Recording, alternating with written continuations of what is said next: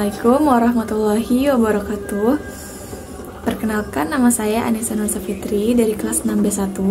Di sini saya akan menceritakan tentang legenda dari Kalimantan Barat, yaitu tentang Batu Menangis.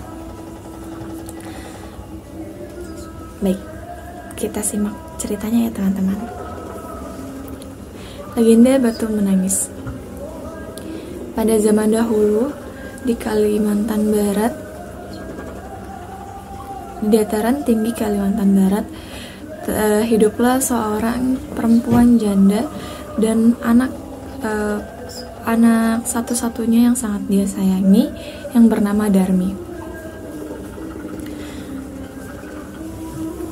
Kepergian ayahnya membuat kehidupan ibu dan juga Darmi menjadi sangat kesulitan karena ayahnya pergi tanpa memberikan sepeser pun warisan, sehingga membuat ibu harus bekerja lebih keras untuk menghidupi Darmi secara baik.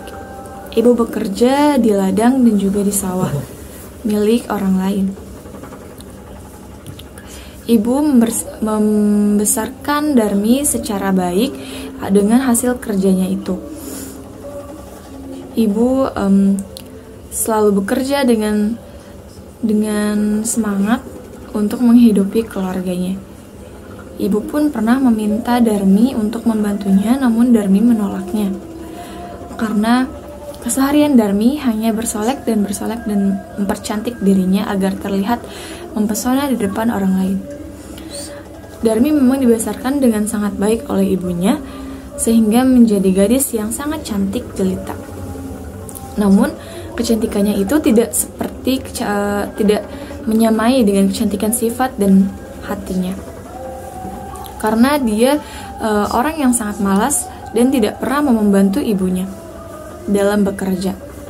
Namun setelah ibunya pulang bekerja, dia selalu meminta uang kepada ibunya untuk memenuhi kebutuhan hidupnya.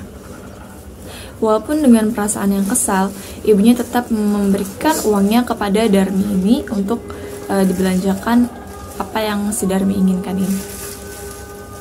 Kemudian, pada suatu hari, ibu mengajak Darmi untuk menuruni gunung untuk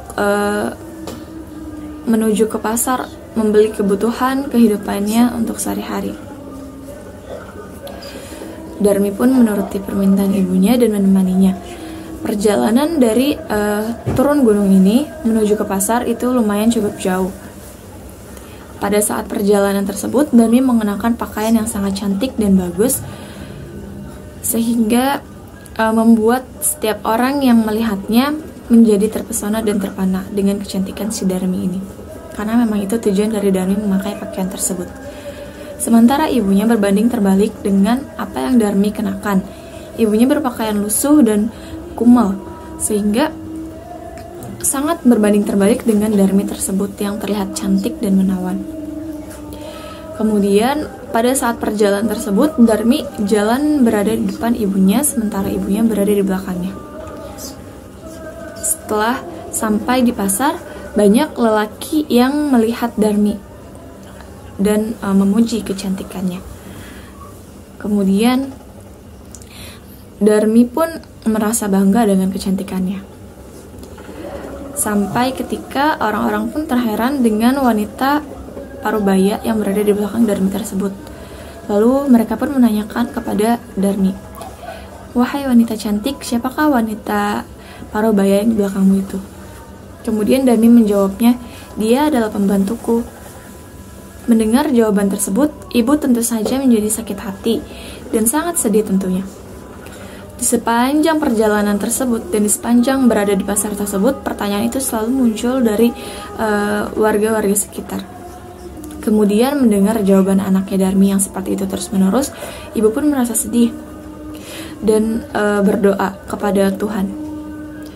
"Ya Tuhanku, aku sudah tidak kuat menahan perkataan dari anakku tersebut.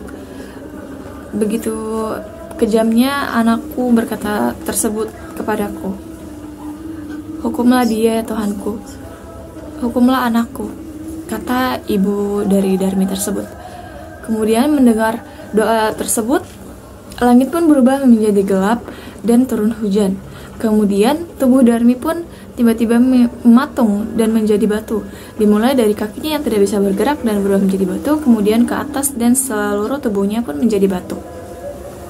Melihat hal itu, warga-warga sekitar pun menjadi tahu bahwa ibunya si Darmi ini bukanlah pembantunya, melainkan ibu kandungnya dari Darmi tersebut.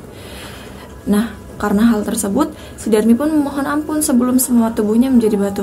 Ibu, tolonglah aku, ampuni aku, ibu. Namun, ibu pun menjawab, ibu tidak bisa melakukan apapun, itu semua karena sikapmu. Itulah jawaban dari ibu.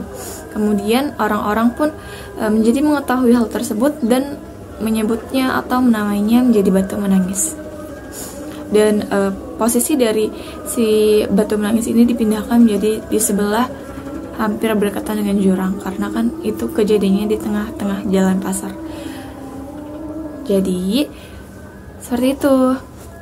Jadi kita tidak boleh durhaka kepada orang tua. Hikmah yang dapat diambil itu ya. Kemudian kita harus menghormati kepada kedua orang tua dan menyayangi kedua orang tua. Tidak boleh bersikap kasar dan malas seperti si Darmi ini. Mungkin itu saja cerita dongeng yang dapat saya sampaikan. Kurang lebihnya mohon maaf. Terima kasih dan wassalamualaikum warahmatullahi wabarakatuh.